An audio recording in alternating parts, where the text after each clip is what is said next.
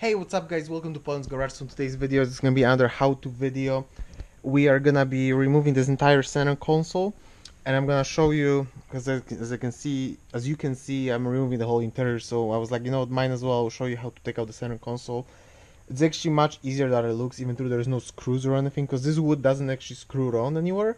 At least it shouldn't, unless someone, you know, in the past put some screws in there.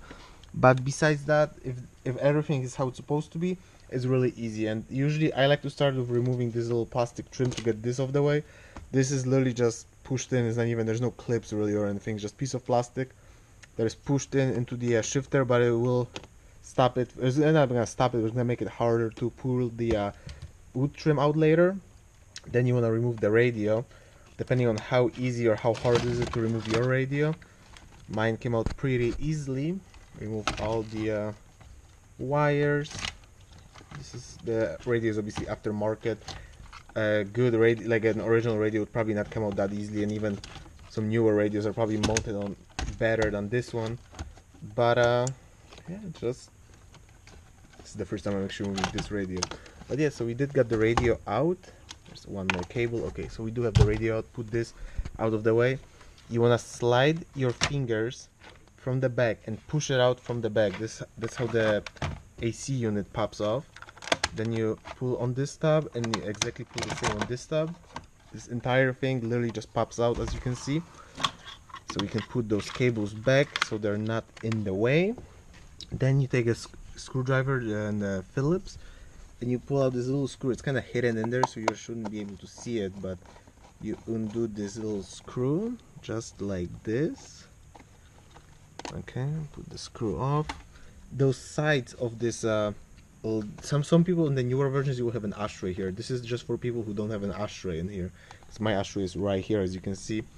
And all you do, this little velvet thing, you just bend it down, and same thing on this side, you just bend it down, and this entire thing just slides out. It's just holding in by this one screw, so you can put this to the side too.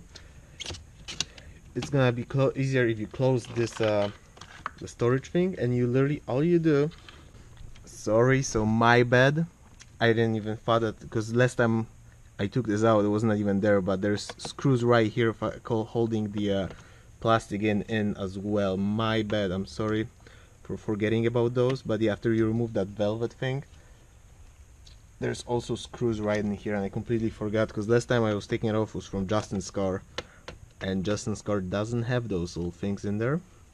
I'm actually really surprised that someone put the time, because no one really ever puts those in. This is my 4 vessel, and this is the first time I actually had the screws in here, I'm pretty sure. But yeah, let's take those screws out really quickly. Really would help if I have like a magnetic tip screwdrivers.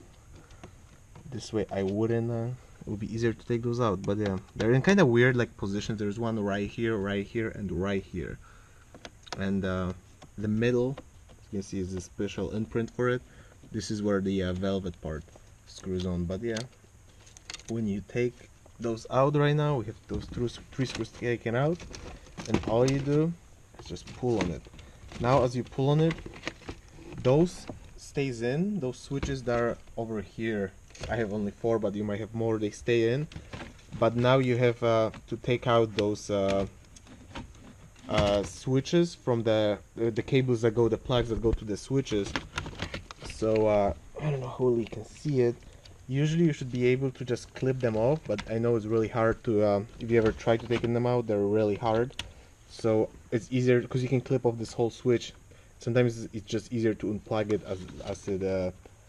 as it sits, but I can put you on the side really quickly, and when I use the pick, there is those things, if you don't like take them out every here and then, which obviously you never do because you don't need to, they like to get stuck in there, and you have to help them a little bit with a pick. But basically, if you help them, this is what those plugs looks like from the other side. So now you just take off the other two. You also most of the times have to help them. Oh, you see, like this one came out the whole entire thing, but like this one just unplugged itself. And the last one is the one for the top, which I'm really afraid of because I don't want to break it. Since the top is working, sorry. Let me get this thing out. as hard as it is, but oops. Alright, let me get this out. Okay, usually they're not as hard, but I'm also doing it with one hand while holding the camera in the other. But this is it. This is all you need to do to remove the wood. Don't forget about those little 3 screws right here like I did. Maybe you don't have them anymore, maybe you do. But when you're at this level, you can put it... Oh, this one got loose. Ah, Jesus Christ, everything is out of the way. Okay, so this got loose, but it's back in there. And then when you put it in park, you can finally take the key out and put the key away. Now moving on to this part right here. And first thing I like to start with, they're already missing here, but there's 1, 2, and then mirror image 3 and 4 screws in here. They're like little short Phillips screws. That makes it all loose, so you don't have to worry about this anymore breaking. And then once you have the wood out, there's 1 screw right here and 1 right here. And those you just use your Phillips again. And just like this, they should come in a second. They're not super long, but they're in there. I'm not sure I like to right now. I might invest some money and buy one. This is going to take out, I think, at some point.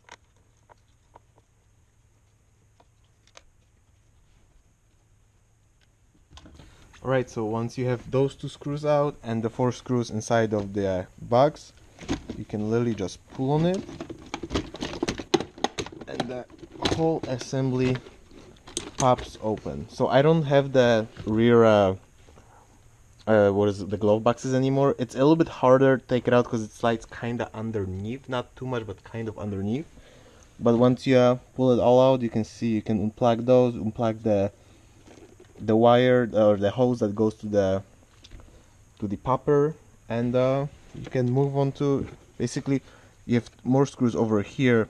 You're gonna take this out, the whole assembly out later, but I'm also taking this out for now. And I'm probably gonna try to clean it up because like none of those things besides this one, none of those open because they're so dirty in there, so I'm gonna like soak them in the water. But yeah, this is gonna be the next thing I will be taking out. And as you can see here, just 4 screws, 1, 2, 3, 4.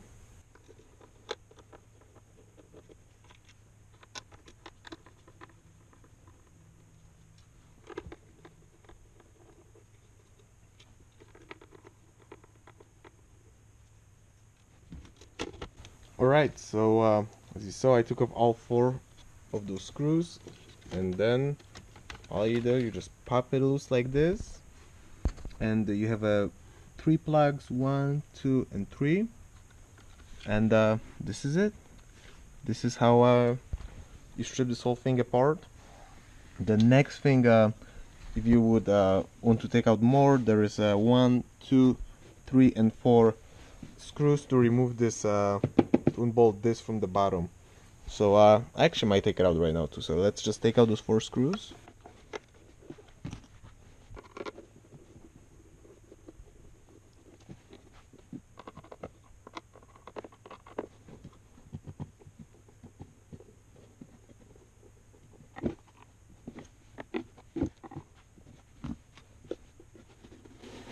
Alright, so as you guys saw, it took off this. Okay, well, you can see there was a phone bolted. Oh my god, is this thing gonna come out? No. So as you see, there used to be a phone bolted right here. That's why you have this plate. If you never had a phone, you would not have the plate. There's 4 screws. The phone was taken out. I already sold that to the Justin. But this is the mounting bracket for the extra pad, where's the phone. And then you have this 1, 2, 3, 4 screws. So there was actually 2 screws on this one, this padding only, because of where the phone was mounted. But then there's 4 more right here. And there is, oh look, oh, that's interesting. So I had the radio, but some idiot put it the iPad mount underneath it, so you couldn't even see that there was an iPad mount in there. That's so stupid, because then I could have listened to, at least for not anymore, because I don't even have the speakers in anymore, but I could have listened to an iPad.